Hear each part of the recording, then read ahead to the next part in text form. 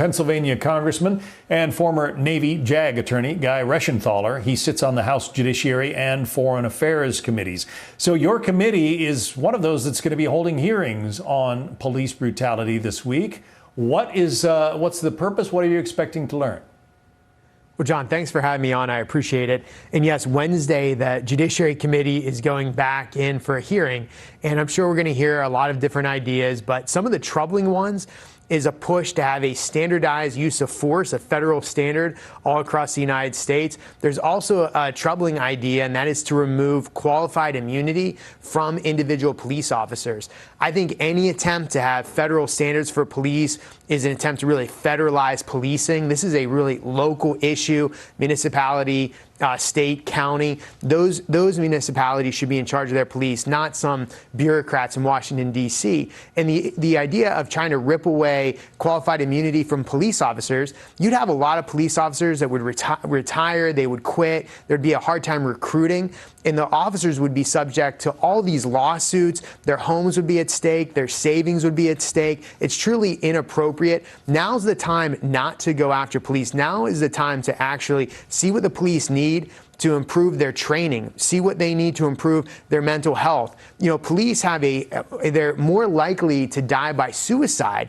than in the line of duty. So we should get them resources to deal with suicide prevention, PTSD treatment, and other mental health issues, and of course, more training. What the Democrats are doing is frankly dangerous, and I'm going to do whatever I can to stand up for police at the hearing on Wednesday and in future votes in the House. Well, some people think that right now what police need less of is money. There are proposals all across the country to defund police departments. Let me show you just a few of them. In Los Angeles, there's a push to cut somewhere between $100 and $150 million from the LA Police Department budget. In New York City, $1 billion in cuts proposed for that department. Phoenix is pushing for a $186 million cut in the Phoenix Police Department budget. And even in Nashville, some residents are saying $2.6 million should be cut from the police department budget. Let's just say those things were to pass, Congressman. What do you think the result is? Well, John, it's totally reckless. And let's call this what it is. It's political pandering. It's a bunch of Democrats pandering to their far left radical base. And the sad irony of this is that if money is defunded from these police forces, crime rates would actually go up. The communities would suffer because you wouldn't have police in those communities. It's now time to increase funding for police, not defund police departments. You know, it's scary when Democrats say they want to defund ICE. It's even scarier when they say they want to defund police departments. There are a number of cities, though, debating that very thing. And again, we have a list. Boston, New York City, Philadelphia, Nashville, Minneapolis, Los Angeles, Phoenix, San Francisco. All of those cities are debating right now. There's open debate about whether to defund their police departments. Hard to see how things have changed so much over the course of a couple of weeks. Is there something else afoot here besides protests over the death of George Floyd? Well, the Democrat Party is what has changed here, John. You know, the Democrats and the new freshman Democrats that came into the House, they were calling to defund ICE. And they were doing this weeks ago. I'm sorry, a year or two ago. So this isn't anything new. This is dangerous and it's reckless. And the idea that you're going to defund police and prevent what we saw with George Floyd, that's not the way that we honor George Floyd's memory. The way we honor the memory is to prosecute the police officers who actually committed the crime. All 4 police officers have been arrested, and one has been charged with second-degree murder.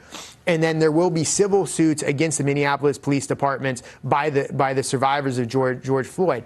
Defunding the police is dangerous, it's reckless, and it's one of the reasons why I think the Republicans are going to take back the House this fall, because swing voters know that the Democrat Party has shifted far left and they're engaged in these ridiculous, reckless ideas like defunding police. Well, let's talk about the political implications of all of this. President Trump has largely been a big supporter of police departments. But he, at least according to the polls that we ran earlier in the hour, he has fallen behind Joe Biden. Do you think that the current climate is bad for the president, or does he come back and win as a result of a tougher stance on some of the protests? Well, John, a few things. We got to, first off, we're 5 months away from the election. That's an eternity in politics. But the polls that you're seeing that are head up nationwide, they don't really matter. What matters are the swing state polls. And in those polls, we're going to see Trump closing the gap because the president is bringing the economy back. The jobs report was optimistic. It wasn't nearly as bad as the Democrats were hoping for. And also these riots and these people engaging in looting. People want law and order. This is a country that believes in law, and President Trump is taking leadership.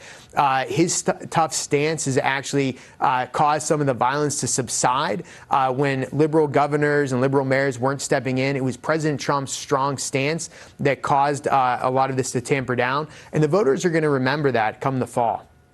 And Joe Biden, could I just say this? While President Trump is showing leadership, Joe Biden is still hiding in his basement. The voters are too smart for that, and that's going to come back to hurt Joe Biden as well.